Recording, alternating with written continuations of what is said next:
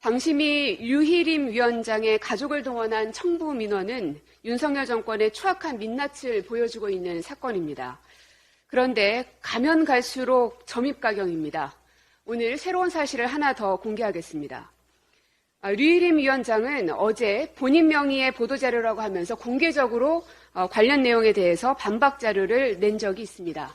그 자료에 의하면 황성욱 위원장 대행의 단독 부의권 행사로 적법하게 심의가 이루어진 것으로 민원과는 무관하다라고 반박했습니다. 즉 본인이 아니라 황성욱 위원장 대행이 한 것이고 민원과는 무관하다, 이렇게 요약해 볼 수 있을 텐데요. 이 반박은 거짓입니다. 그 근거를 세 가지 말씀드리겠습니다. 먼저 첫째로는 황성욱 직무대행이 단독 부의권을 행사한 것이고 민원과 무관하다고 했지만 31차 방송심의 소위 회의록을 보면 당시에 허연회 위원이 민원이 들어오는 즉시 긴급 심의해달라는 의견을 제기했고 황성욱 직무대행이 방송심의국장에게 민원이 들어온 것이 있는지 확인을 했고 방송심의국장은 네, 있습니다 라고 답변을 했습니다. 그리고 그 결과 MBC, JTBC, KBS에 대해서 긴급심의 안건으로 의결을 합니다. 즉 민원과 무관하다는 것은 거짓임이 이 회의록을 통해서도 확인이 됐습니다.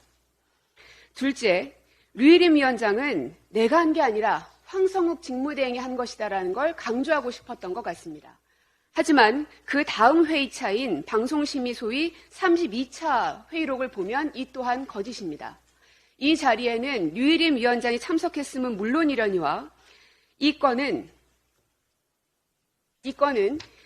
JTBC가 단독 보도로 시작해서 2월 21일 같은 내용을 2월 28일 보도했는데 이 관련해서 민원은 제기된 게 없습니까? 하고 물었고 종편보도 채널 팀장은 다수 민원이 들어와 있습니다. 답했고 이에 대해 류희림 위원장은 이 안건에 대해서 상정해 주시기 바랍니다. 라고 이야기를 합니다. 즉 본인이 직접 이 안건을 상정했다는 게 확인이 됐습니다.